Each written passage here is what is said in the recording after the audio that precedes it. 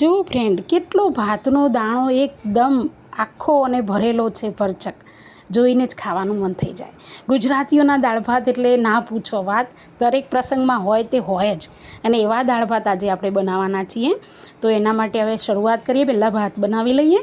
તો અહીંયા છે ને મોયેલા ભાત છે, તમે કોઈ પણ ભાત ચોખા લઈ શકો છો. એ ચોખાને આપણે સારી રીતે 2 પાણીથી વોશ કરી લેવાના છે અને મસળ્યા વગર વોશ કરવાના ખાલી.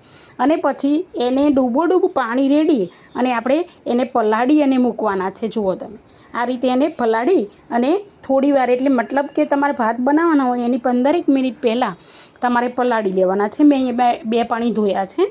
હવે આ ભાતને પલાળી દેવાના છે અને પલળી જાય ને એના પછી એનું પાણી નિતારી લેવાનું છે.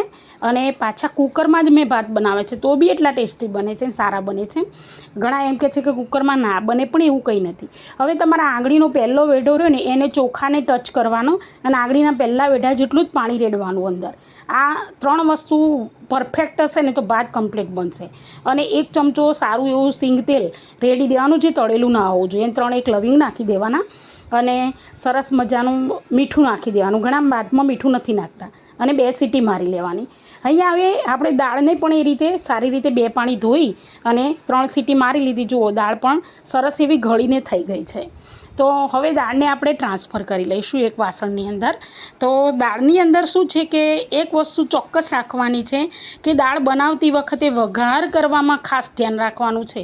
તો અહીંયા આપણે 2 બાદિયા છે, થોડી સિંગ છે અને એક આખું મરચું અને મેં લીમડાના પાન લીધા છે. પછી રેગ્યુલર જે બેઝિક મસાલા છે, ધાણા જીરું, મરચું, હળદર અને મીઠું, એ અંદર એડ કર્યું છે અને એને સારી રીતે મિક્સ કરી લેવાનું છે આ રીતે.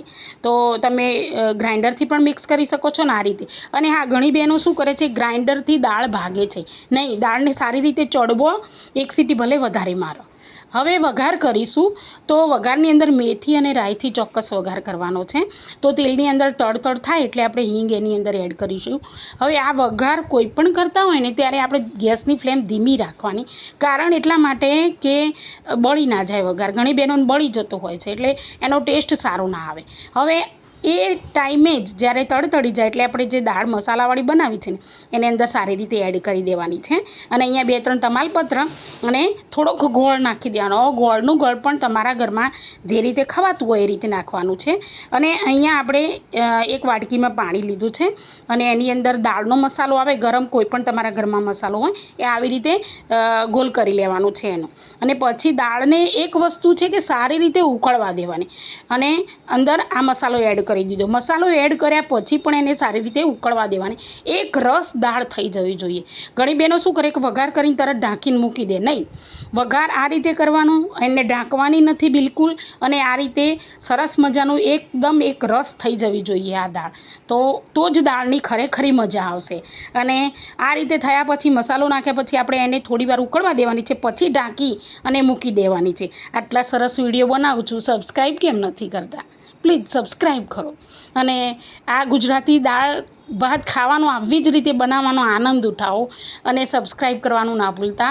અને મને કોમેન્ટમાં નાઈસ કે ગુડ લખીને તો મોકલો, કે તમને સારી લાગે તો જે લખવું હોય પણ એટલું તો લખીને મોકલો. અને તમને મારા વિડીયો કેવા લાગે છે, તમે ક્યાંથી જોઈ રહ્યા છો, ચોક્કસ અવશ્ય મને કોમેન્ટ કરો. હવે ભાત જોઈ લો તમે કે દાણેદાર ભાત કેવી રીતે. જો મેં ભાત ચડી ગયા છે ને એટલે આપણે કુકર ખોલી દીધું છે. તો હવે હું હાથથી જ તમને જુઓ, ચમચા વગર હાથથી જ આમ ભાત તમને બતાવું કેટલા મસ્ત બન્યા છે. જુઓ તમે, એકદમ છૂટા વ્હાઈટ. એટલે મીઠું નાખવું એટલા માટે જરૂરી છે. હવે આપણે દાળ અને ભાતનું પ્લેટિંગ કરી લઈએ. તો જુઓ દાળનો કલર કેટલો મસ્ત છે, તો એનું ટેસ્ટ તમને ખબર પડી જ ગઈ હશે.